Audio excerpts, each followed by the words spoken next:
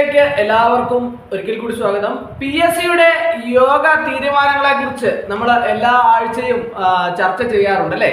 അപ്പോൾ ഈ ആഴ്ചയും നമുക്ക് PSC യോഗ തീരുമാനങ്ങളെ കുറിച്ച് ചർച്ച ചെയ്യാം. PSC യോഗത്തില് തീരുമാനിക്കുന്ന അനുസരിച്ചാണ് ഷോർട്ട് ലിസ്റ്റുകളും സാധ്യതാ ലിസ്റ്റുകളും അതുപോലെ തന്നെ അഭിമുഖങ്ങളും എല്ലാം തന്നെ തീരുമാനമാകുന്നത്. അപ്പോൾ അതുപോലെ തന്നെ വളരെ പ്രധാനപ്പെട്ട തീരുമാനങ്ങളെല്ലാം തന്നെ, അതായത് കട്ട് ഓഫ് മാർക്കുകൾ എത്രയാണ് എന്നൊക്കെ നിർണ്ണയിക്കുന്നത് PSC യോഗത്തിലാണ്. അങ്ങനെയാണ് ഓരോ തസ്തികയിലും എത്ര പേരുടെ സാധ്യതാ ലിസ്റ്റാണ് പ്രസിദ്ധീകരിക്കാൻ ഉദ്ദേശിക്കുന്നത്, ഷോർട്ട് ലിസ്റ്റിൽ എത്ര പേരെ ഉൾപ്പെടുത്തണം എന്നതിനൊക്കെ കുറിച്ചൊക്കെ PSCയുടെ യോഗത്തിൽ തീരുമാനിച്ചതിന് ശേഷമാണ് കട്ട് ഓഫ് മാർക്കുകളെ കുറിച്ച് തീരുമാനങ്ങൾ എടുക്കുന്നത്. അങ്ങനെ കട്ട് ഓഫ് മാർക്കിന്റെ അടിസ്ഥാനത്തിലാണ് സാധ്യതാ ലിസ്റ്റുകളൊക്കെ തന്നെ പ്രസിദ്ധീകരിക്കുന്നത്. അപ്പോൾ ഓരോ തസ്തികയിലും എത്ര പേര് വേണം എന്നതിന്റെ അടിസ്ഥാനത്തിൽ കട്ട് ഓഫ് മാർക്കിൽ വ്യത്യാസങ്ങൾ ഉണ്ടാവാം. അതുപോലെ തന്നെ കൂടുതൽ പേരുടെ ലിസ്റ്റ് വിപുലീകരിച്ചാണ് ഇറക്കുന്നതെങ്കിൽ കട്ട് ഓഫ് മാർക്കിൽ കുറവ് സംഭവിക്കാം.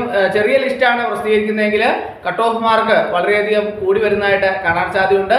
അപ്പോൾ നമുക്ക് PSCയുടെ യോഗ തീരുമാനങ്ങളെ കുറിച്ച്, നമുക്ക് പ്രധാനപ്പെട്ട യോഗ തീരുമാനങ്ങൾ എന്തൊക്കെയാണ് എന്ന് നമുക്ക് വിശദമായിട്ട് ഇന്നത്തെ ക്ലാസ്സിൽ നമുക്ക് ചർച്ച ചെയ്യാം.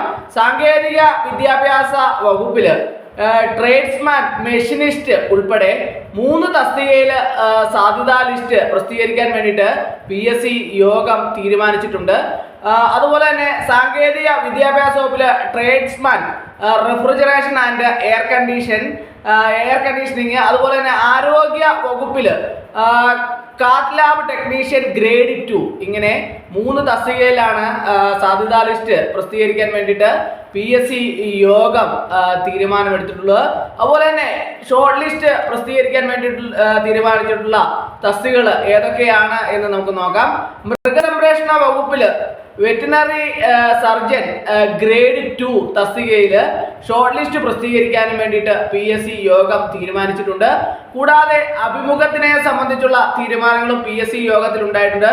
കോളേജ് വിദ്യാഭ്യാസ വകുപ്പിൽ assistant professor in mathematics SCC, വിദ്യാഭ്യാസ വകുപ്പിലെ Kannur part time high school teacher Arabic Ezhava, Thiyya, Billava തസ്തികകളിൽ അഭിമുഖം നടത്തുന്നതിന് വേണ്ടിയിട്ടും തീരുമാനങ്ങൾ എടുത്തിട്ടുണ്ട്. ഇത്രയുമാണ് ഈ ആഴ്ചയിലെ PSCയിലെ പ്രധാനപ്പെട്ട യോഗ തീരുമാനങ്ങൾ.